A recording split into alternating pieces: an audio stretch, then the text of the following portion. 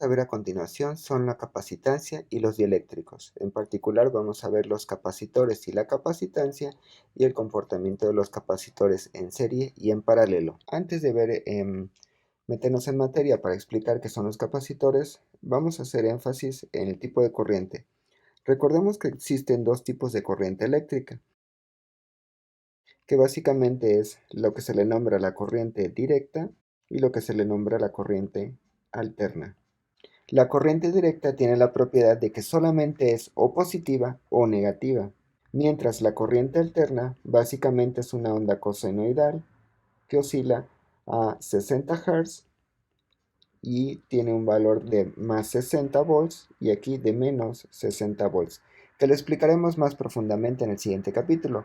A lo que quiero meterme ahora es que, debido a estos dos tipos de corriente, la corriente directa solo es positiva o solo es negativa. Entonces esta corriente es la que sí se puede almacenar. La corriente alterna lo que está haciendo por su nombre es alternarse entre positivo y negativo. Por esta razón la corriente alterna no se puede almacenar.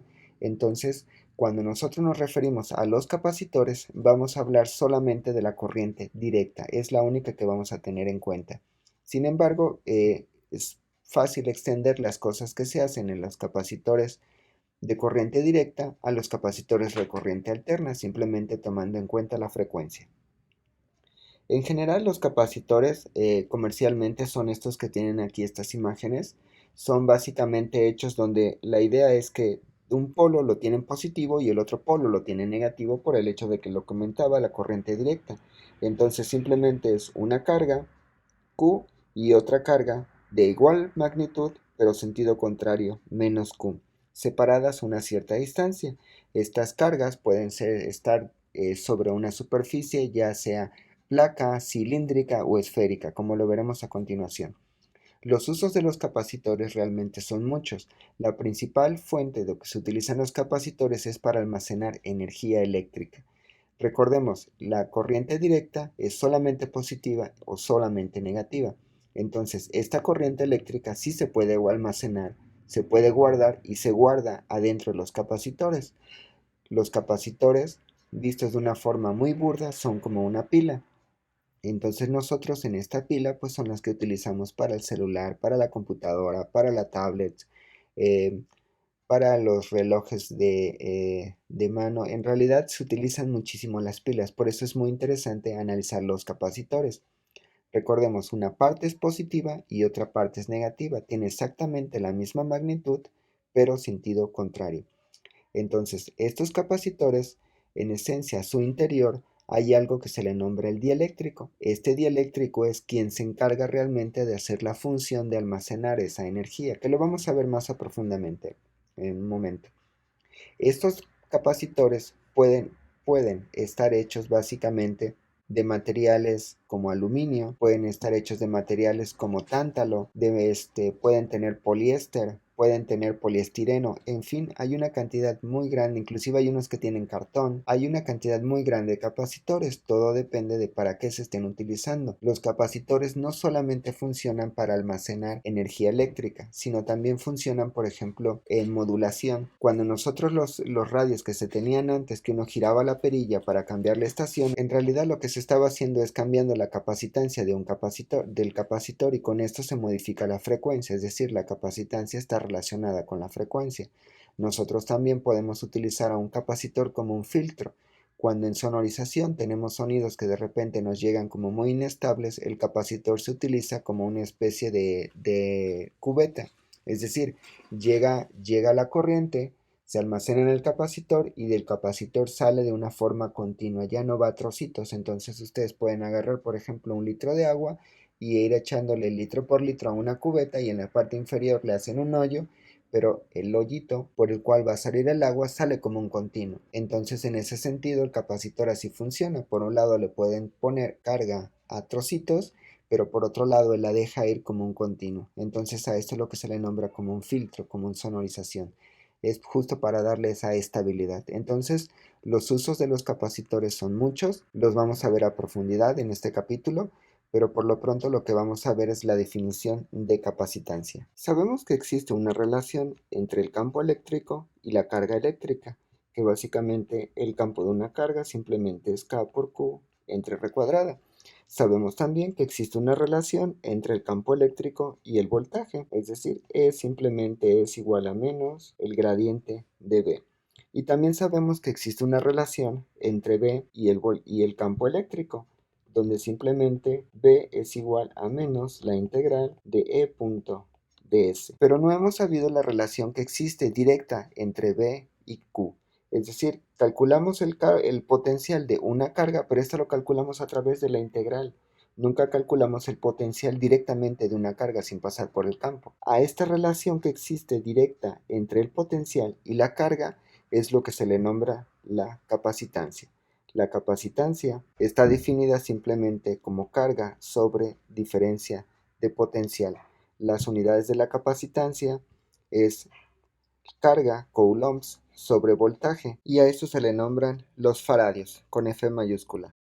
El nombre de faradios básicamente es un honor a Michael Faraday, que fue de los pioneros que trabajó en la parte de electricidad y magnetismo. Algo muy importante es que esta C, la capacitancia, es directamente proporcional a la carga. Recordemos que las cargas eléctricas en general son pequeñas. Hasta ahora hemos estado trabajando con cargas de microcoulombs y cargas de nanocoulombs. Dado que la capacitancia es proporcional a la carga, entonces eso significa que las capacitancias también van a ser de microfaradios o de nanofaradios. Y algo también muy importante, la capacitancia está definida positiva, solamente existen capacitancias positivas, no existen capacitancias negativas. En el proceso de cálculo, si uno obtiene una capacitancia negativa, entonces bueno, hay que reacomodar el álgebra para que esto sea un positivo, como lo veremos a continuación cuando calculemos la capacitancia de diferentes objetos. La capacitancia básicamente depende de la geometría. La forma de calcular la capacitancia va a ser lo siguiente. Supongamos que hay una carga positiva y una carga negativa entre las placas, ya sean paralelas, cilíndricas o esféricas. ¿Cómo calculamos ese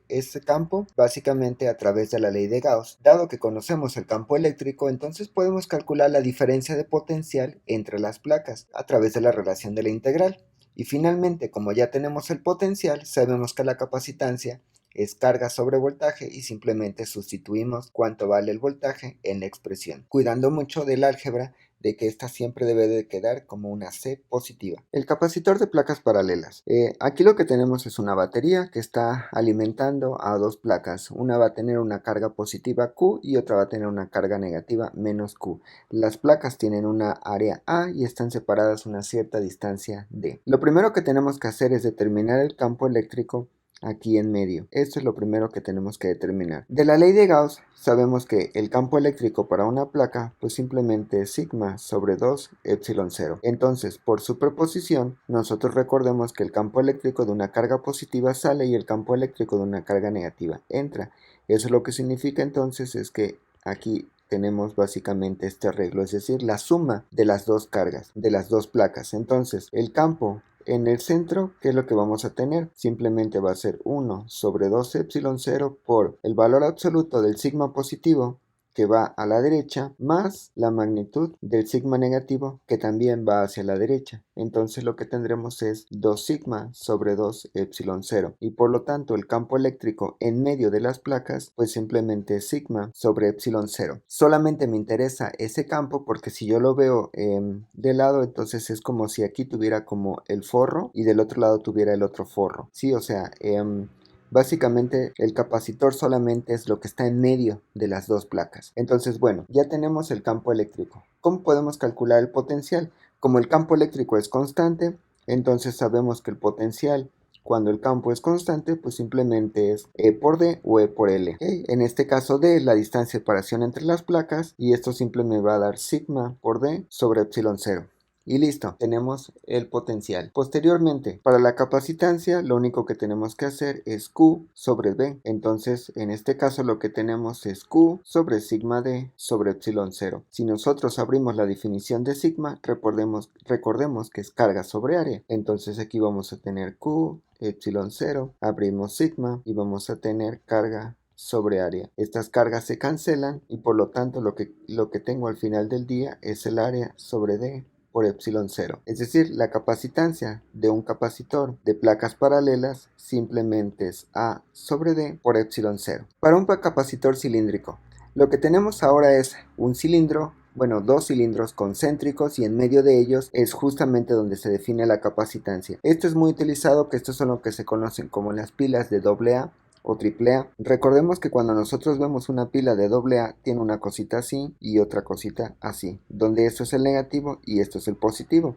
En realidad lo que está pasando es que tiene un cilindro pequeñito en la parte interna y hay un cilindro más grande en la parte externa, es decir, es un cilindro dentro de otro cilindro, dos cilindros concéntricos, si lo vemos como un corte de sección transversal. ¿Qué es lo que tenemos que hacer primero? Pues hacer una superficie gaussiana en medio de los cilindros. Entonces sabemos que el campo eléctrico, bueno, sabemos de la ley de Gauss, que sería E.dA sobre la carga en el interior, que en este caso estamos agarrando a la carga Q mayúscula, entonces sería Q sobre epsilon 0. Recordemos que el campo eléctrico en la superficie gaussiana es constante. El campo eléctrico va en esta dirección, que están las flechitas naranjas, mientras las flechitas verdes es la normal y van en la misma dirección. Por lo tanto sería el coseno de 0, que sería 1, y simplemente nos queda la integral del área igual a la carga sobre epsilon 0. El área de un cilindro, como la superficie gaussiana solamente está aquí, entonces solamente estoy contemplando este cuerpo, no estoy considerando las tapas. Entonces recordemos que el área de un cilindro pues simplemente sería el perímetro, que sería 2πr por la longitud del cilindro. En este caso tiene una longitud L y esto sería Q sobre epsilon 0. Si nosotros despejamos el campo eléctrico, entonces este simplemente toma la forma de 2pi epsilon 0 por Q sobre RL. Y listo, tenemos el campo eléctrico. Ahora, para el potencial, para la diferencia de potencial, recordemos que va a ser menos la integral del E.ds. En este caso, si sustituimos el potencial, voy a tener básicamente 2pi epsilon 0 L, aquí vamos a tener Q de la integral, el radio interior vale A y el radio exterior vale B. Entonces vamos a integrar desde A hasta B. Si ponemos una carguita de prueba aquí, recordemos que siempre es positiva, entonces la carguita de prueba se va a mover a lo largo del radio. Por lo tanto vamos a integrar este como un dr sobre r. Y el ángulo sería el coseno, en este caso nuevamente de 0 grados, porque el campo y el desplazamiento van en la misma dirección, que sería 1. Y listo. Cuando integramos esto simplemente sería 2pi epsilon 0 L, y esto sería el logaritmo natural de el de arriba menos el de abajo, y la resta del logaritmo es la división. Entonces esto sería el voltaje del cilindro, el potencial. Para poder calcular la capacitancia habíamos dicho que C es igual a Q sobre delta B, entonces bueno, en este caso sería un Q mayúscula para poder cancelar las Q's. Entonces lo que vamos a tener sería el Q sobre el 2pi epsilon 0 L por el logaritmo natural, y aquí arriba lo que vamos a tener es el Q. Si se fijan, omití el signo negativo puesto que la capacitancia está definida positiva. Se cancelan las cargas y este 2pi epsilon 0 básicamente sube, dando como resultado que la capacitancia para un cilindro es 2pi epsilon 0 L sobre el logaritmo natural de B sobre A. Y aquí tenemos la capacitancia de un cilindro. Y finalmente, lo que vamos a ver es la capacitancia de una esfera. Entonces ahora lo que tenemos es nuevamente una esfera que va a tener un radio A, que va a tener un radio B. Esta esfera va a estar cargada positiva, mientras esta esfera va a estar cargada con la misma magnitud, pero ahora negativamente.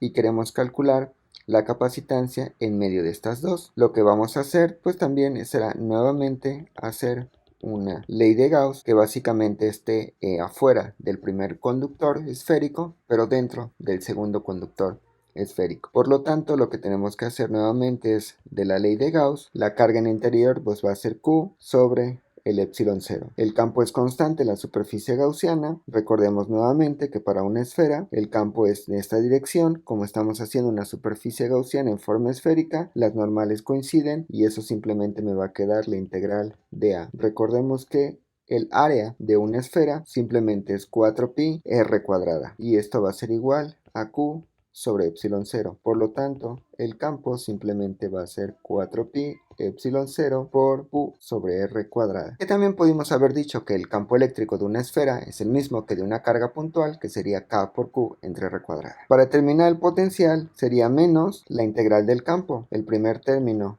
es constante y vamos a integrar desde aquí hasta acá, o sea, desde A hasta B. Y aquí esto es Q, también es una constante, y por lo tanto lo que vamos a tener aquí sería el dr sobre el r cuadrada. Recordemos que es el ds, el desplazamiento, que en este caso si ponemos una carga de prueba se va a mover a lo largo del radio. Entonces tenemos esto. Entonces cuando integramos esto me va a salir un menos, y aquí me va a volar el menos con el menos, me va a salir un más, y vamos a tener evaluado de A a B.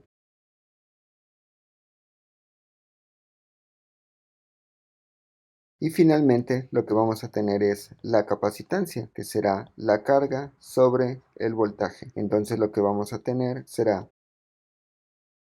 si se fijan aquí lo que hicimos fue invertir, en lugar de tener AB puse B menos A. ¿Por qué razón? Porque A es menor que B, de hecho aquí se ve en la imagen. Y si A es menor que B y yo estoy haciendo A menos B, entonces esto me va a dar básicamente un valor negativo. Entonces simplemente lo giré para que me diera un valor positivo y por lo tanto la capacitancia esté definida positiva. Nuevamente cancelamos las cargas, este término que está aquí sube y concluimos que la capacitancia para una esfera simplemente es sobre B menos A. Y aquí tenemos la capacitancia de la esfera, la capacitancia del cilindro y la capacitancia de las placas paralelas. Si se fijan, bueno, voy a escribir aquí las demás para que podamos analizar todas juntas. Si se fijan, aquí están las capacitancias, pero algo muy interesante es, nosotros habíamos dicho que la capacitancia es carga sobre voltaje, pero cuando hicimos la capacitancia de unas placas paralelas, de un cilindro, o de una esfera, en ningún momento está metido la carga y en ningún momento está metido el voltaje. Lo único que depende de la capacitancia es de la geometría. Por ejemplo, para placas paralelas simplemente es área sobre distancia de separación de las placas y esa epsilon 0. El epsilon 0 está ahí porque es el vacío. Para el cilindro nuevamente es igual, va a ser 2pi epsilon 0 por la longitud, que es la altura del cilindro, entre el logaritmo de los radios. Y para la esfera sería el 4pi epsilon 0, que sería la diferencia por los radios entre su diferencia. Sí, entonces en resumen, la capacitancia está definida como carga sobre voltaje, pero cuando nosotros metemos geometrías específicas, que son los capacitores más comunes, placas paralelas, que en este caso es para las pilas de autos,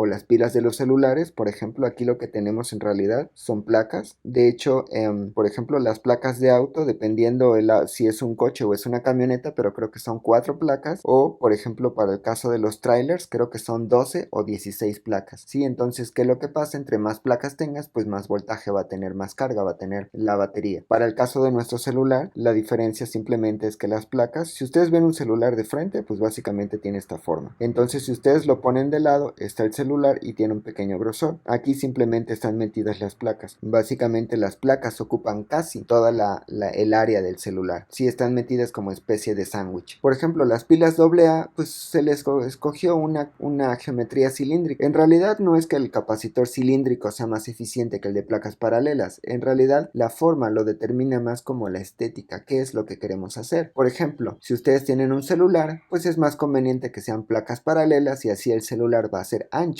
pero no va a ser tan grueso. Imagínense un celular que en lugar de tener placas paralelas tuviera esferas. Entonces tendríamos un celular, si lo vemos de lado, tendríamos el celular y tendríamos aquí la esfera pegada del capacitor, o sea, de la pila. O imagínense su celular que sea de esta forma y aquí pegada una pila doble o triple A. Sí, entonces en realidad no es muy estético en el sentido de que nos ocuparía demasiado espacio para meterlo en la bolsa. Entonces, por eso es que los celulares actualmente son cada vez más largos, cada vez más anchos y obviamente pues también la batería. Eso simplemente es para que nos dure más tiempo la carga. Pero solamente quiero hacer énfasis en que un capacitor de placas paralelas, cilíndrico o esférico, que son básicamente las geometrías que existen, la capacitancia, a pesar de que está definida como carga entre voltaje, no depende ni de la carga ni del voltaje, depende más de la geometría. Y algo muy importante es que en los tres siempre está presente este epsilon 0. Esto es porque he hecho esto en el vacío, ¿sí? Después vamos a hablar algo que se nombra los dieléctricos y entonces ese epsilon 0 ya va a dejar de ser vacío y ahora lo vamos a cambiar cambiar por un medio, que es lo que decía al principio. Podemos tener dieléctricos que pueden ser metales, pueden ser cartón, pueden ser vidrio, puede ser aluminio, y eso lo que va a hacer básicamente es incrementar el valor de la capacitancia. En lugar de ser dos placas que estén en el vacío, podría ser dos placas que estén en agua, y el dieléctrico del agua es más grande que el dieléctrico del vacío y por lo tanto la capacitancia incrementa, ¿sí? Pero eso lo vamos a ver a continuación. Ejemplo, un tramo de 50 metros de cable coaxial tiene un conductor interno de diámetro 2.58 milímetros que tiene una carga de 8.10 microcoulombs. El conductor que lo rodea tiene un diámetro interno de 7.27 milímetros y una carga de menos 8.10 microcoulomb. Inciso A. ¿Cuál es la capacitancia de este cable? ¿Cuál es la diferencia de potencial entre los conductores? Supongo que la región entre los conductores está llena de aire. Bueno, esta imagen que tengo aquí básicamente es la de un cable coaxial. Es simplemente un cable macizo dentro de otro cable hueco, ¿sí? Entonces el espacio entre estos dos, por ejemplo en hay un pequeño espacio aquí que lo rodea. Esto en principio está lleno, pero ahora en lugar de ser vacío, está lleno de aire. Yo googleé y básicamente esta es la permitividad del aire. Entonces, de lo que acabamos de ver anteriormente, habíamos visto que la capacitancia simplemente es 2pi epsilon 0L sobre el logaritmo natural de B sobre A. ¿Okay? Lo único que hay que hacer es sustituir los valores numéricos teniendo en cuenta que ahora en lugar de ser esta epsilon 0 que puse aquí, ahora vamos a tener que poner el epsilon del aire. Es lo único que hay que hacer. Reemplazar el vacío por el medio. Entonces, bueno, si hacemos esto numéricamente, nos da 2 nanofaradios. Y básicamente ahí está el inciso A. Después, el inciso B. ¿Cuál es la diferencia potencial entre los conductores? Lo que hay que hacer para sacar el potencial aquí en medio es hacer una ley de Gauss, sacar el campo eléctrico de un cilindro, integrar desde A hasta B y sacamos el potencial. Pero recordemos que ese proceso ya lo habíamos hecho cuando obtuvimos el voltaje para el capacitor. Entonces simplemente vamos a tomar ese resultado. Lo único que llegamos es que B. Nuevamente lo único que tenemos que tener en cuenta aquí es reemplazar. En lugar de poner el epsilon del vacío, hay que poner el epsilon del aire. Bueno, básicamente nos queda que son 3.02 kilovolts. Ejemplo, cuando se le aplica una diferencia potencial de 150 volts a las placas paralelas de un capacitor, estas tienen una densidad de carga superficial de 30 nanocoulombs sobre centímetro cuadrado. ¿Cuál es el espaciamiento entre ellas? Bueno, aquí básicamente simplemente tenemos que aplicar las relaciones. Por un lado sabemos que capacitancia es igual a carga entre diferencia de potencial, y por otro lado también sabemos que la capacitancia es epsilon 0 por A sobre D. Si nosotros igualamos estas dos ecuaciones, entonces lo que básicamente tenemos es el delta D. Ahora, lo que necesitamos despejar es la distancia de separación entre ellas. Solamente hay que tener cuidado porque aquí nos están dando sigma. Entonces primero tenemos que generar a sigma de lo que tenemos. Entonces vamos a dividir el área del otro lado. Es decir, me va a quedar como 1 sobre delta B por Q sobre A. Y Q sobre A es sigma. Entonces vamos a tener sigma sobre delta B. Ahora sí, ya simplemente despejamos la distancia y esto nos queda epsilon 0 por delta B sobre sigma igual a D. Solamente hay que tener cuidado ahora porque sigma nos los están dando en centímetros cuadrados y como está dividiendo tenemos que multiplicar 30 nanocoulombs sobre centímetro cuadrado. Un metro tiene 100 centímetros, entonces por lo tanto hay que multiplicarlo por 100 al cuadrado y esto básicamente nos da 3 por 10 a la menos 4. Entonces si ahora sigma lo sustituimos por 3 por 10 a la menos 4, entonces lo que tenemos es que D básicamente es micrómetros. Lo que vamos a ver a continuación es la combinación de capacitores. Los capacitores los vamos a denotar con este símbolo que está aquí, donde simplemente las dos barras van a denotar un capacitor independientemente del tipo de capacitor del que se trate. Una batería siempre la vamos a denotar con una patita chica y una pata grande. La pata grande siempre es el positivo y la pata chica siempre es el negativo. El símbolo abierto simplemente es este que está aquí, las bolitas y el separado, y el cerrado, eso significa que da continuidad al circuito. Capacitores en paralelo. Antes de analizar los capacitores en paralelo, veamos las propiedades que tiene cualquier conexión en paralelo. Es decir, estas propiedades son válidas independientemente de que coloquemos capacitores, resistencias, inductores o combinación de estos. 1. Al viajar de A a B, podemos pasar por cualquier trayectoria, pero solo pasaremos por un elemento. Es decir, si viajamos de A, podemos llegar a B, o podemos viajar de A y llegar a B, pero solamente vamos a pasar por un elemento. Entonces, en este sentido, la carga se va a repartir. 2. Cuando conectamos una batería entre los puntos A y B, cada uno de estos elementos tiene exactamente el mismo voltaje que la batería. Es decir, si conectamos una batería de 10 volts, entonces el capacitor 1 tiene 10 volts y el capacitor 2 tiene 10 volts. Y los elementos comparten la carga total que la batería proporciona a la conexión. Es decir, si nosotros tenemos una batería con una carga de 50 microcoulombs, cuando la carga entra aquí en A, se debe de dividir y una parte se va para C1 y otra parte se va para C2. No se va a dividir a la mitad. Ahí va a depender de la capacitancia que tenga cada capacitor, o independientemente si son capacitores o resistencias, va a depender de la propiedad de cada elemento del circuito. Lo importante aquí es que la carga se va a separar, ¿sí? Se va a dividir, no necesariamente a la mitad, pero la suma de toda esta carga, o sea, si la suma de la carga 1 y la suma de la carga 2 va a ser la carga total que le estamos introduciendo al sistema. Para poder determinar matemáticamente cómo se comportan esos capacitores, partimos de la carga. Entonces comentábamos que la carga total en este caso va a ser la carga 1 más la carga 2. Pero anteriormente habíamos visto que la capacitancia se define como carga entre voltaje. Entonces nosotros podemos decir que la carga es igual a la capacitancia por el voltaje. Al sustituirlo, pero justo lo que acabamos de mencionar es que en un circuito en paralelo el voltaje es el mismo, entonces no tiene sentido tener este voltaje C1 y este voltaje total, entonces nosotros simplemente podemos factorizar esta expresión. Esta ecuación, ¿qué nos quiere decir? Que nosotros podemos quitar a estos dos capacitores y reemplazarlos por un capacitor que le vamos a llamar C equivalente. Este se le llama C equivalente por el hecho de que tiene la misma capacitancia y se va a comportar electrónicamente igual que los capacitores C1 y C2. Entonces, en resumen, la capacitancia de un capacitor en paralelo simplemente se suma directamente, ya sea que tengamos un elemento o muchos elementos, entonces la capacitancia total simplemente va a estar dada por la suma de los capacitores de cada uno de estos.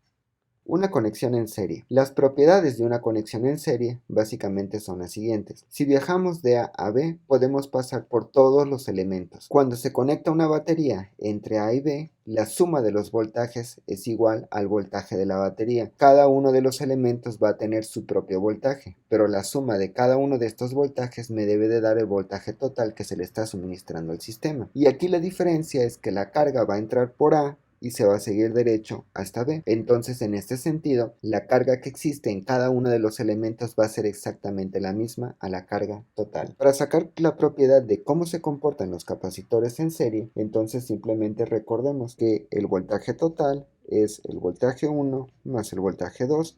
Nuevamente, de la relación que existe entre carga y capacitancia, nosotros podemos decir que el voltaje simplemente es la carga sobre la capacitancia. Y al sustituirlo, lo que vamos a tener, pero justo lo que acabamos de mencionar, que la carga es la misma, entonces no tiene sentido poner esta carga 1 y esta carga total, simplemente es la carga.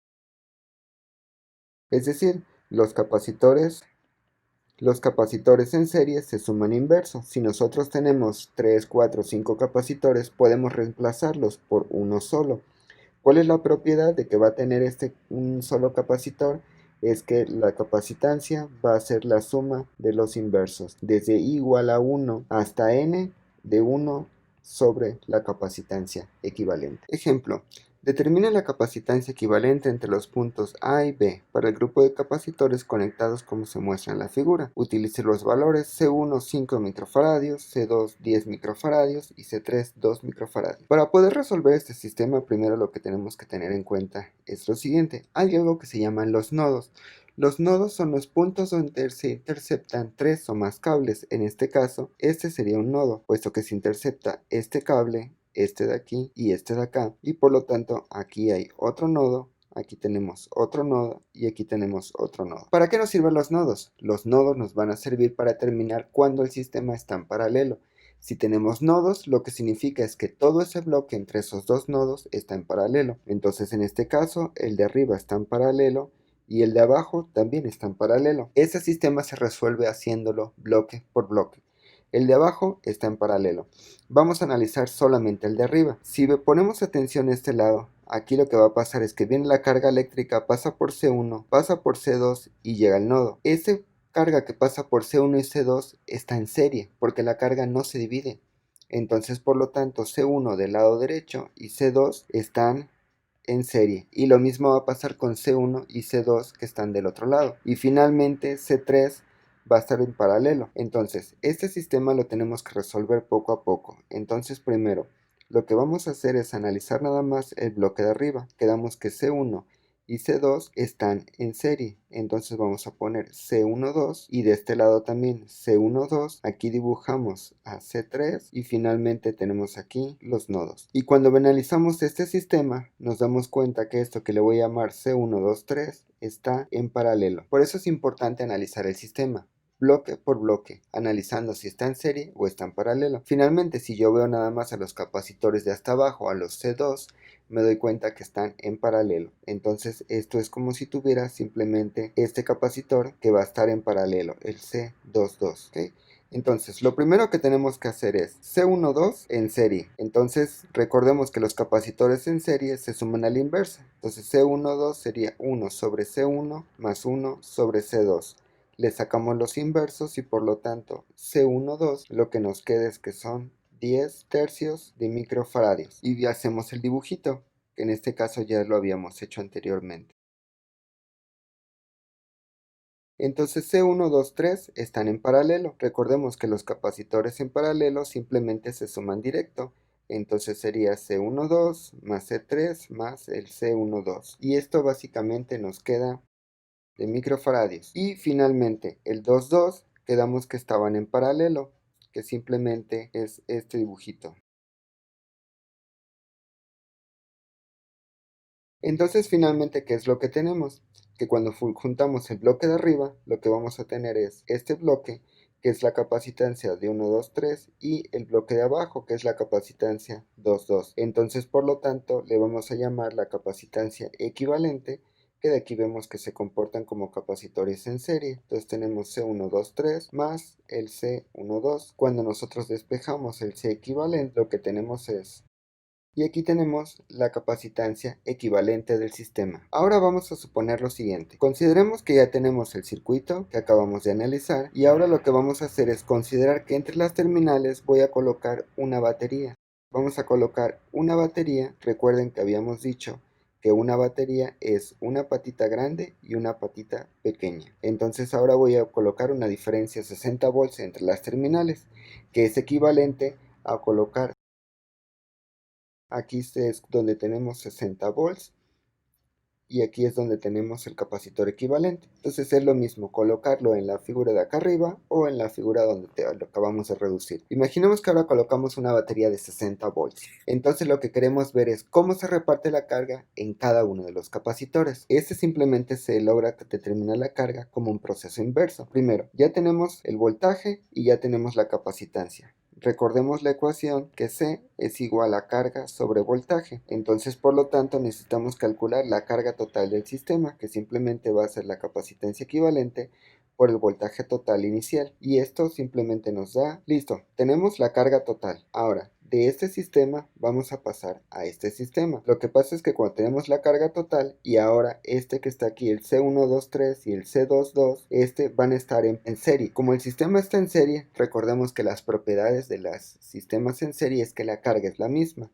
Eso lo que significa es que la carga de 2,2 es igual a la carga de 1,2,3 y esto sigue siendo igual a la carga total, dado que este sistema está en serie. Como tenemos este sistema 2,2, ahora lo que vamos a hacer es abrirnos acá para poder determinar la carga de C22. Pero C22 están en paralelo. Primero lo que necesito es, para poder hacer el brinco, siempre necesito las tres cosas, que es capacitancia, que en este caso ya tenemos la capacitancia de 2,2, que son 20 microfaradios. Necesitamos la carga, que ya la tenemos, que son los 362.79 microcoulombs. Y ahora lo que necesito determinar es el voltaje. De la relación de carga con capacitancia y voltaje, lo que tenemos es que el voltaje simplemente va a ser la carga de 2,2 sobre la capacitancia de 2,2. Cuando hacemos esta división, lo que nos quedan son 18.13 volts. Listo, ya tenemos el voltaje de 2,2.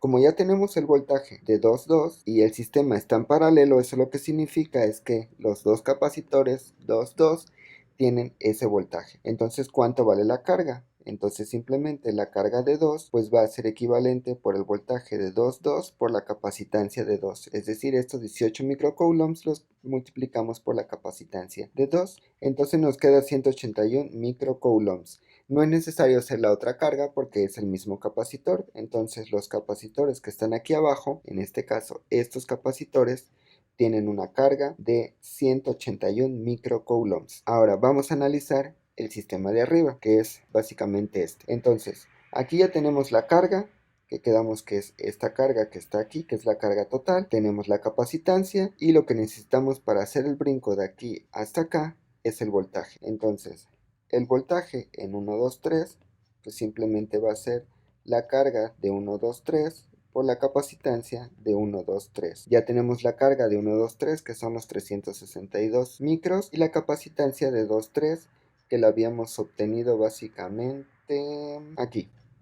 Entonces cuando hacemos esa división, lo que obtenemos es que el voltaje de 1, 2, 3 tenemos que es 41.86 volts. Entonces ahora estamos aquí. El sistema está en paralelo y ya tenemos su carga y tenemos su voltaje. Como el sistema está en paralelo, el voltaje es el mismo. Entonces, por lo tanto, la carga de 1,2 pues simplemente va a ser la capacitancia de 1,2 por el voltaje que hay en 1,2, que en este caso sería en 1,2,3. Y aquí tenemos la carga, que son 139.53 microcoulombs, pero este capacitor es el mismo que este capacitor, por lo tanto, pues también tiene esa carga. Entonces solamente nos falta calcular la carga que tiene el capacitor 3, que simplemente es la capacitancia de 3 por el voltaje de 1, 2, 3. Y esto nos queda 83.72 microcoulombs. Y listo, ya tenemos básicamente las cargas de todos los capacitores. La carga del capacitor 2, la carga del capacitor 3, la carga de los capacitores 2, 2. ¿Cómo podemos determinar que estamos bien? Por ejemplo, vamos a analizar este bloque. Quedamos que la carga se va a dividir en tres en este caso. Una parte se va a venir para acá, otra parte para acá y otra parte para acá. Entonces, simplemente como tienen los mismos, la carga del otro capacitor también sigue siendo 139.53 microcoulombs, que es el que está del lado izquierdo. Cuando nosotros sumamos estas tres capacitancias, 139 más 83 más los otros 189, lo que tenemos es 362.78 microcoulombs, que entonces eso nos quedaría la carga de este capacitor, pero como este capacitor está en serie tiene la misma carga que el capacitor inicial, que en este caso es esta que está aquí. Si se fijan la diferencia simplemente es 0.78 y 0.79, eso es básicamente por los dígitos que estamos cortando. Pero esa es una forma de saber que estamos bien. La suma de toda la carga que existe en este bloque debe de ser exactamente la misma que la carga de este capacitor. Y lo mismo podemos hacer con los otros capacitores, recordando básicamente lo que habíamos obtenido al inicio, que son los capacitores en serie. La capacitancia equivalente es el inverso, desde I igual a 1 hasta n de 1 sobre el CI. ¿Cuál es la propiedad? Que la Q es la misma y el voltaje total es la suma de cada uno de los voltajes independientes. Para una combinación en paralelo, lo que vamos a tener es que la capacitancia equivalente es la suma directa de cada uno de los capacitores. El voltaje es el mismo y finalmente la carga total es la suma de toda la carga de los capacitores independientes.